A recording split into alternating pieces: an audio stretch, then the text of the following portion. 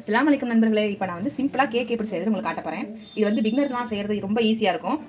சில பேர் வந்து ஃப்ரிட்ஜில் உள்ள முட்டையை வச்சு செய்யக்கூடாதுன்னு சொல்லுவாங்க. நான் ஃப்ரிட்ஜில் இருந்து இப்போ தான் எடுத்த முட்டை 3 முட்டை. அவ்வளோ ஒரு சாஃப்டாக ஸ்பான்ச்சியாக நீங்களே ஆச்சரியப்படுவீங்க. நம்மளாம் அந்த கேக் செஞ்சோம். ஏன்னா ஃபஸ்ட் டைம் நானும் அப்படி தான் ஆச்சரியப்பட்டேன். நானும் இந்த கேக் ஃபஸ்ட் டைம் தான் செஞ்சேன். ஃபஸ்ட் டைம் செஞ்சு எடுத்துட்டு 2வது கேக் உங்களுக்காக நான் செஞ்சு காட்டுறேன். கண்டிப்பாக ட்ரை பண்ணுங்கள், ரொம்ப சூப்பராக வரும். இது வந்து மிக்சியில் அடிச்சாச்சு ஃப்ரெண்ட். மிக்சியில் அடிச்சாச்சு. ஒரு கிளாஸ் மாவு போட்டு இதை வந்து மிக்ஸ் பண்ணியிருக்கேன். இந்த பதத்துக்கு இருக்கணும் மாவு, இந்த ரிப்பன் பதத்துக்கு இருக்கணும். இதுக்கப்புறம் எண்ணெய் பாத்திரம் தடவி வச்சுருக்கேன். இதில் வந்து மேலாப்பில் லைட்டாக கொஞ்சோண்டு மைதா மாவு தூவி நம்ம இட்லி சட்டி ஆன் பண்ணி இட்லி சட்டியில் வைக்கணும். அடுப்பில் வச்சாச்சு ஃப்ரெண்ட்ஸ். கீழே வந்து நான் ஒரு தட்டு போட்டு வச்சுருக்கேன். எனக்கு தட்டு தான் இருக்குது, நான் தட்டு தான் போட்டு வச்சுருக்கேன். மூடி வச்சுருவோம். சட்டி சூடாகிற வரைக்கும் கொஞ்சம் ஹை ஃப்ளேமில் இருக்கட்டும். சட்டி சூடான பிறகு லோ ஃப்ளேமில் ஆக்கிடுங்க. அடுப்பில் வச்சாச்சு ஃப்ரெண்ட்ஸ்.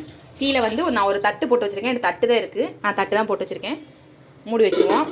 சட்டி சூடாகிற வரைக்கும் கொஞ்சம் ஹை ஃப்ளேமில் இருக்கட்டும். சட்டி சூடான பிறகு லோ ஃப்ளேமில் ஆக்கிடுங்க. பார்த்தீங்களா ஃப்ரெண்ட்ஸ், பஃபியான சாஃப்டான நல்ல சாஃப்டான கேக் இது. நல்ல என்ன சொல்கிறது, ஸ்பாஞ்ச் மாதிரி இருக்குது. நீங்கள் செஞ்சு பார்த்தீங்கன்னா உங்களுக்கே தெரியும். பஃபியா நம்ம பஞ்சு வச்சு அந்த பஞ்சு மாதிரி நல்ல சாஃப்டாக இருக்குது பாருங்கள். நீங்கள் செஞ்சு பார்த்தீங்கன்னா உங்களுக்கு தெரியும். அவ்வளோ சாஃப்டாக, அவ்வளோ ஒரு ஸ்வீட்டாகவும் இருக்குது. பேக்கரியில் கூட இந்த மாதிரி நான் சாப்பிட்டது கிடையாது. பேக்கரியை விட 100க்கு 100 மார்க் கொடுக்கலாங்க. நீங்கள் செஞ்சு மட்டும் பாருங்கள் இந்த ரெசிபியில். அப்புறம் சொல்லுவீங்க நீங்களே கமெண்ட்டில் வந்து.